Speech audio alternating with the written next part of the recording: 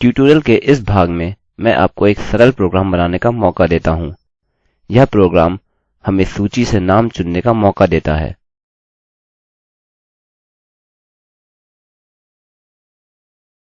साथ ही यह हमें कुछ सूचना को अपडेट करने का मौका देता है और मैं नाम को खुद से अपडेट करने की क्षमता को चुन रहा हूँ। मैं इसमें उदाहरण के लिए first name लिखूँगा। यहाँ हम सूची से चुन सकते हैं और फिर उस सूचना को अपडेट कर सकते हैं। मैं इस पेज में थोड़ा बदलाव करूँगा जिससे कि जो सूचना हमें नहीं चाहिए उससे छुटकारा मिल जाए। हमें इसे यहाँ एको करने की आवश्यकता नहीं है और साथ ही यहाँ हम अपना फॉर्म बदलने जा रहे हैं, अतः हमें इसकी अभी आवश्यकता नहीं। चलिए इसे डिलीट कर देते हैं। हमें इसकी भी आवश्यकता नहीं है। हमें केवल फर्स्ट नेम और लास्ट नेम की आवश्यकता है। डेट ऑफ बर्थ और जेंडर वास्तव में कोई महत्व नहीं रखते। चलिए इसको भी डिलीट कर देते हैं। हमें इसकी भी आवश्यकता नहीं है,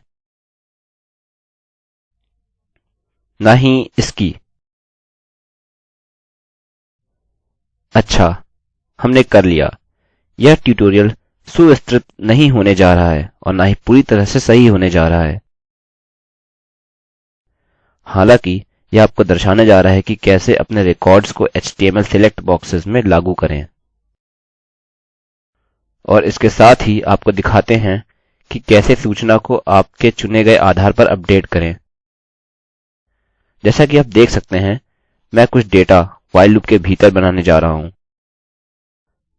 हम यहाँ कुछ HTML डेटा बनाने जा रहे हैं। मैं यहाँ एको कर रहा हूँ। चलिए अभी के लिए मैं यहाँ थोड़ा रुक जाता हूँ। चलिए नीचे चलते हैं। हम एक सेलेक्ट जगह बनाने जा रहे हैं जो कि एक सेलेक्ट बॉक्स है। यह एक ड्रॉप डाउन बॉक्स है और इन प्रत्येक बॉक्सेस के लिए हमारे पास एक विकल्प है। उदाहरणस्वरूप यह 1 या 2 हो सकता है। अतः चलिए यहाँ वापस आते हैं और रिफ्रेश बटन। चलिए इसे रिफ्रेश करते हैं। चलिए इस डायलॉग बॉक्स से छुटकारा पाते हैं। यहाँ हमें 1 या 2 मिला। यह यहाँ पर HTML का भाग है। यहाँ हम इसे लागू करने जा रहे हैं और हम अपने रिकॉर्ड्स को ढूंढने जा रहे हैं। हम एक नाम देने जा रहे हैं इन प्रत्येक विकल्प बॉक्सेस में।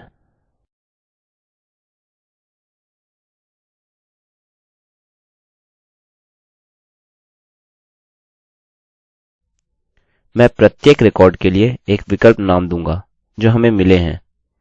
यदि आपको यह नहीं समझ आया, इसका मतलब कोड के भीतर जो प्रत्येक रिकॉर्ड के लिए दोहराने जा रहा है, लूप के बाहर यहाँ पर हम अपने HTML कोड के पहले भाग को एको करना चाहते हैं। यह सिलेक्ट होगा और इसका नाम नेम होगा, या बल्कि मुझे इसे people name कहने दीजिए। इसके बाद अपने while लूप के बाहर यहाँ हम समाप्ति टैग एको करने जा रहे हैं। अतः चलिए टाइप करते हैं / और select। इसको अपने while के अंदर ना सम्मिलित करने का कारण यह है क्योंकि यदि यह रिपीट हो रहा है तब यह प्रारंभ और समाप्ति टैग्स को दोहराने जाएगा और ऑप्शन भाग को नहीं, जो हमें चाहिए। यहाँ ऑप्शन भाग लूप के अंदर चला जाता है। चलिए मैं एको करता हूँ। चलिए फर्स्ट नेम लिखते हैं और यह प्रत्येक रिकॉर्ड के लिए क्या करता है कि यह इस ऑप्शन कोड को एको करने जा रहा है। और यदि आपको याद हो, यहाँ नीचे हमारे पास ऑप्शन और ऑप्शन एंड था।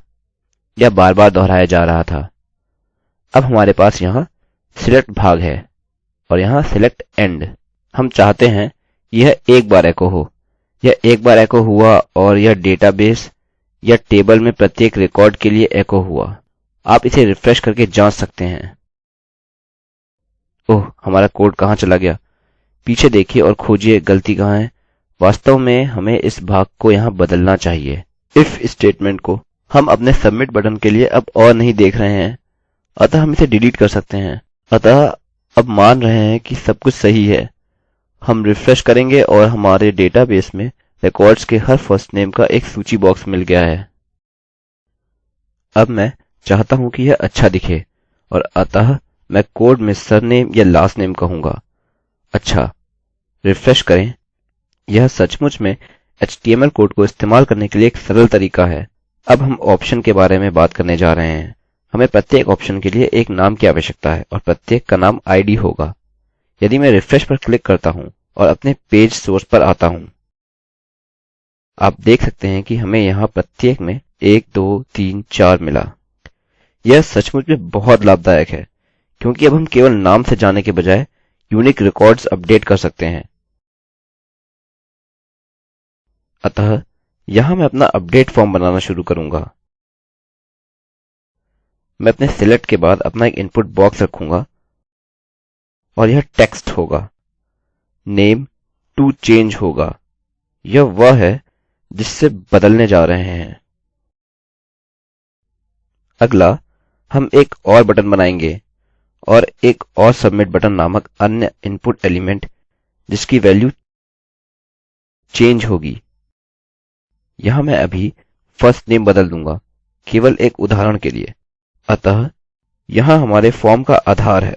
हमें यहाँ नेम मिला और हम क्या चाहते हैं कि इसको किसी में बदलना चाहते हैं। अतः यहाँ मैं इसको एलेक्स से अलेक्जेंडर में बदल दूंगा और फिर चेंज पर क्लिक करूंगा। इस समय कुछ नहीं हो रहा है। अब हमें क्या करना चाहिए कि इसे फॉर्म के अंदर रखिए ताकि मैं अपने फॉर्म को समाप्त कर सकूं। यहाँ पर यह एक तरह से अस्त व्यस्त हो रहा है, लेकिन आशापूर्वक आप देख सकते हैं कि क्या हो रहा है। चलिए मैं स्क्रॉल करके नीचे आता हूँ। यहाँ ऊपर हमें अपने फॉर्म को शुरू करने की आवश्यकता है। एक्शन पेज होगा जिस पर हम अभी हैं, जो कि mysql.php है। असल में मैं यह दूसरे पेज पर करूँगा, अतः इसका नाम बदलकर mysqlupdate.php करते हैं। यह आपके लिए देखने के लिए थोड़ा सरल बना देगा और मेरे लिए लिखने में काफी सरल। फिर इसे रिफ्रेश करके हम देख सकते हैं कि हम नए पेज पर चले गए हैं जो इस समय नहीं मिला है। मैं इसे यहाँ अंदर बनाने जा रहा हूँ। मैं इसे सीधा mysql_update.php जैसे सेव करूँगा। हमें अपने PHP टैग्स शुरू करने की आवश्यकता है। हमें अपने connect.php की आवश्यकता है क्योंकि हम अपने डेटाबेस से पुनः जुड़ने जा रहे हैं। हमें अपने नेम की वैल्यू भी चाहिए जिसे हम बदल रहे हैं। अतः हम अपने select नेम को people name बोलेंगे। अतः यहाँ हम people name equals post and people name type करेंगे। यह HTML एलिमेंट का नाम है जिसे हम ले रहे हैं। इसको 1 2 3 कहने जा रहे हैं। यह हमारी आईडी है जो कि हमारे डेटाबेस के अंदर है। टू चेंज वह फील्ड है जिसमें हम अपनी नई वैल्यू टाइप करने के लिए तैयार हैं। यहाँ मैं एक छोटा इफ स्टेटमेंट कोड करूँगा केवल कहने के लिए यदि people name and to change, यह सुनिश्चित करता है कि हमें वहाँ दोनों वैल्यूज मिली हैं। फिर हम क्या करेंगे कि change equals mysql query type करेंगे और जो कि केवल update people है जो कि यहाँ हमारे टेबल का नाम है। update people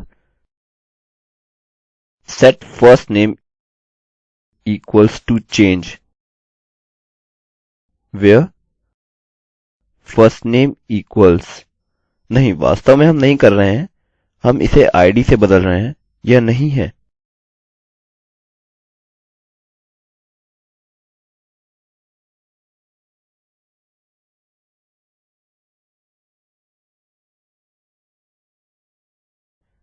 अतः हम id को इस people name की वैल्यू के बराबर टाइप करते हैं। सही है। चलिए पीछे चलते हैं। चलिए कहते हैं मैंने काइल का नाम बदलने के लिए काइल चुना है। इसका नेम 2 है, इसलिए people name भी 2 है। अतः हम इसे उसमें बदल रहे हैं जहाँ id यह है। मैं यह आपको ट्यूटोरियल के अगले भाग में दिखाऊंगा क्योंकि मैंने पहले से ही काफी समय ले लिया है। अतः मैं आपको जल्दी ही मिलूंगा। मैं रवि कुमार IIT बॉम्बे की ओर से अब आपसे विदा लेता हूँ। धन्यवाद।